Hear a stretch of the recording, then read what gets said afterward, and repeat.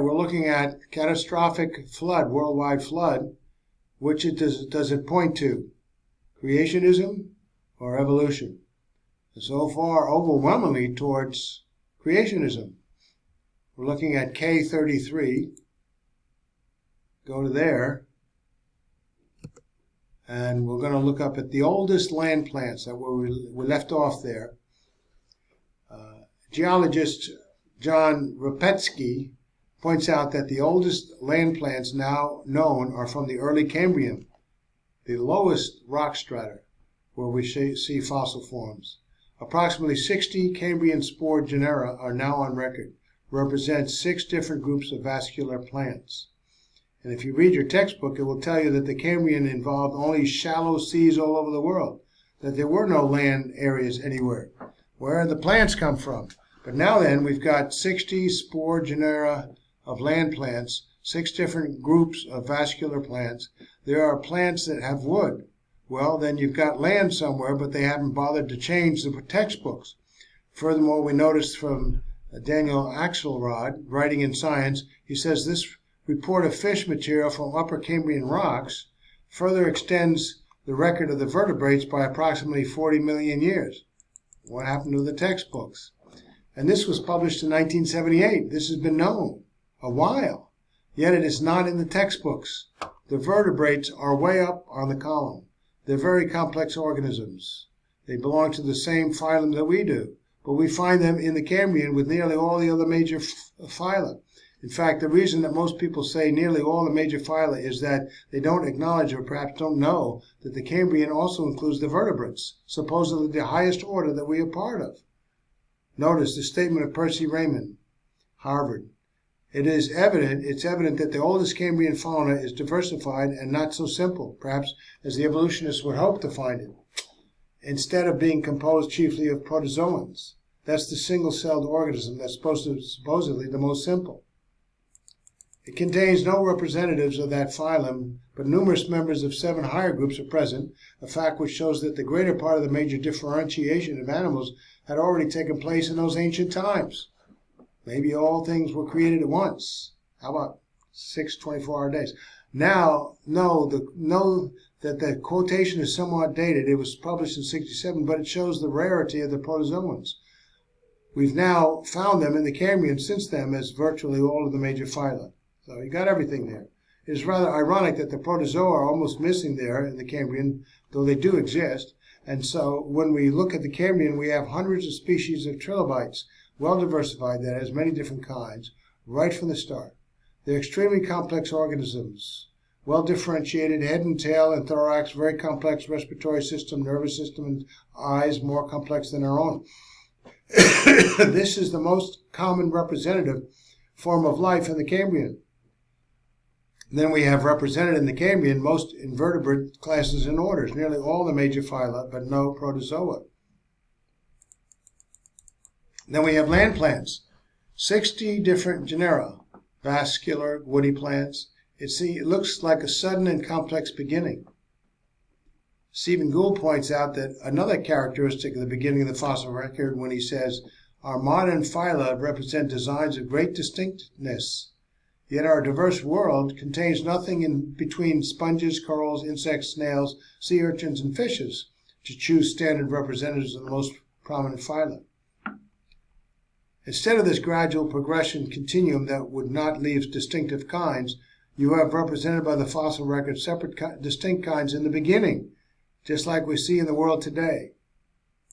Sudden and complex, kinds right from the start. Then we look at the chart that's used to represent the fossil record in our biology textbooks. The chart tells us that we began at the moment with a single-cell organism and gradually progressed upward, becoming more and more complex as we go through time.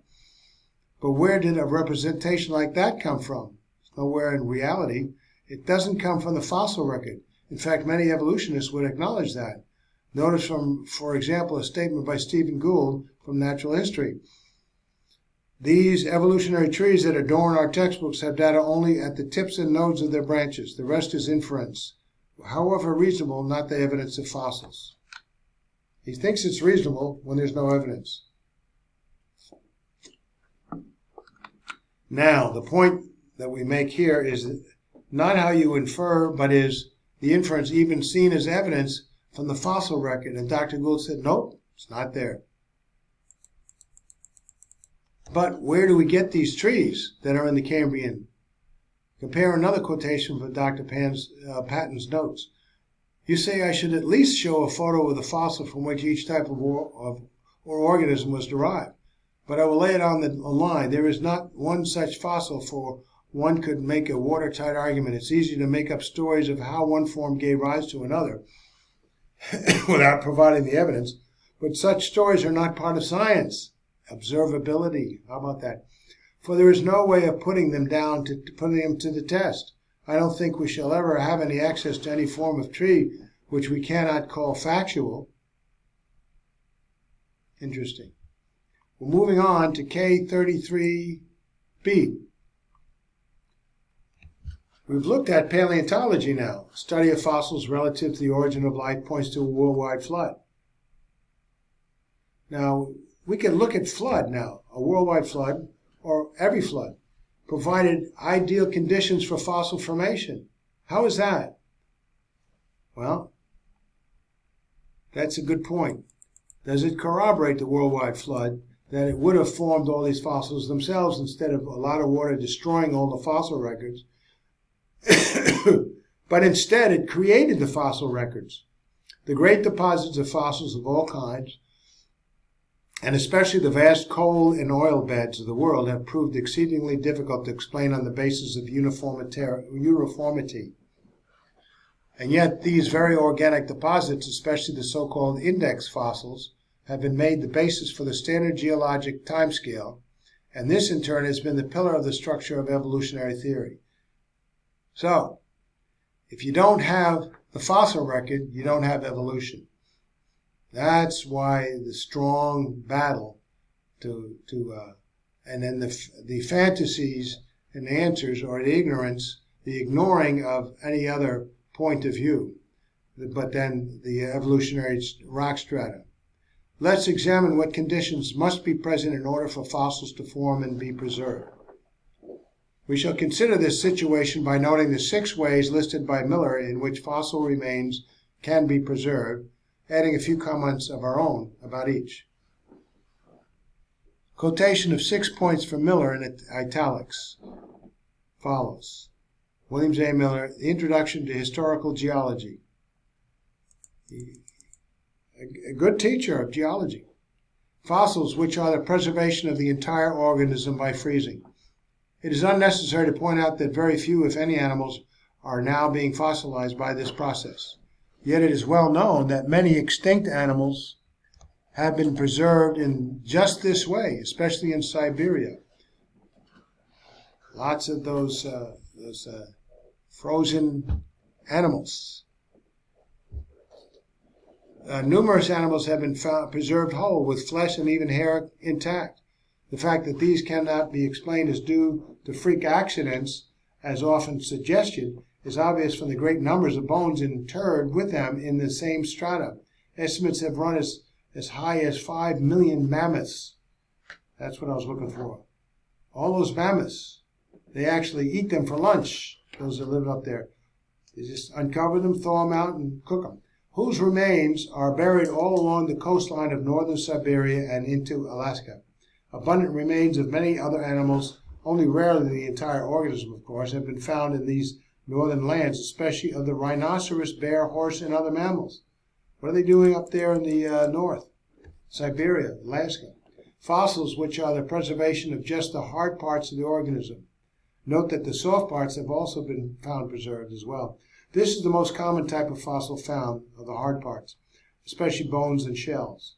At first one would suppose that fossil deposits of shells or bones would be easily formed, and that such deposits are commonly being formed now. However, it is very difficult to point to a specific present-day deposition area which are analogous to those found in the rocks. Bones of land animals or of amphibians or even of fishes may occasionally be trapped in some sediment and buried, but this is not the normal or frequent situation.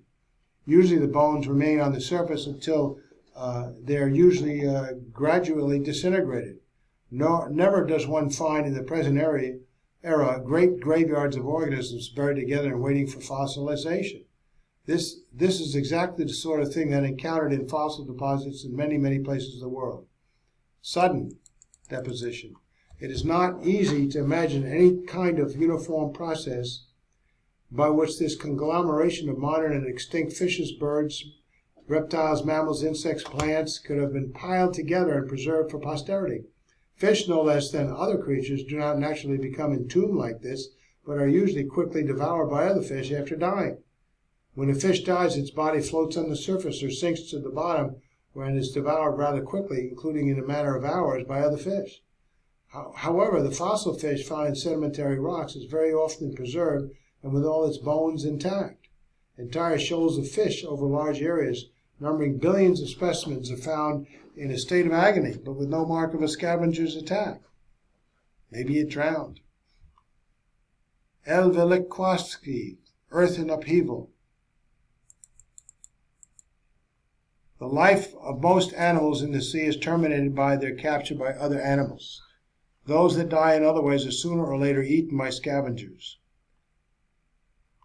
The treatise on marine ecology and paleoecology, an entire different type of deposit, but one also containing a wealth of fossils, is that near Florissant, Colorado, where myriads of wide variety of insect fossils are preserved in rocks of volcanic shale with a minute perfection of detail that is truly remarkable, interspersed with layers of other types of fossils. Dr. Manuel, zoology professor, Syracuse, specialist in the study of fossil insects. Although insect remains are by far the most numerous of the animal fossils preserved, the Florissant and other groups are also represented. The shells of tiny fish, freshwater mollusks, are difficult to find entombed in the rock, and occasionally even the skeletons of fish and birds are seen. The shells of tiny freshwater mollusks are not difficult to find entombed in the rock, and occasionally even the skeletons of fish and birds are seen. Wow. Several hundred species of plants have been identified from these shales, usually from leaves, but fruits, that is nuts, and even blossoms have also been found. Insect life around and above Lake Florissant must have been abundant, for it's not unusual to find on a single piece of shale from one of the richer foliferous layers several individuals within 2 or 3 inches of each other. This life was all extremely varied, with the total number of species running into the hundreds. How do you explain this? Worldwide flood, lots of water. R.D. Manuel, An Insect Pompeii, Scientific Monthly. This kind of thing does not lend itself well to uniformitarian interpretation, but strongly suggests some sort of very unusual catastrophes. Other caves in the same region within 3 miles of Cumberland are barren of fossils.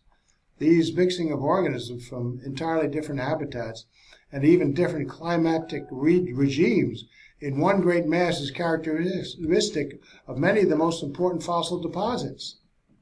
From all over, they're in one place, which they wouldn't have long lived there. Perhaps the only place in the world more important for the study of fossils than Florissant shales are already mentioned is in the famous Baltic amber deposits, where multitudes of insects and other organisms are preserved with an unsurpassed exquisiteness of detail. Dr. Herbert Nilsson, late director of the Swedish Botanical Institute, and as familiar as anyone with these deposits, says concerning them. That's what he says. In the pieces of amber, which may reach a size of 5 kilos or more, especially insects and parts of flowers are preserved, even the most fragile structures. The insects are of modern types, and their geographical distribution can be ascertained. It is then quite astounding to find that they belong to all regions of the earth, not only in the Paleo-Arctic region, as was to be expected. The geological and paleobiological facts concerning the layers of amber are impossible to understand unless the explanation is accepted that they are the final result of an allochthenosis process, including the whole earth. Worldwide flood. You know, these worldwide flood waves, they go hundreds of miles an hour. They can go all over the world. They gather up life forms here and there, sediments that have these drowned insects and plants in them, preserving them that way. and then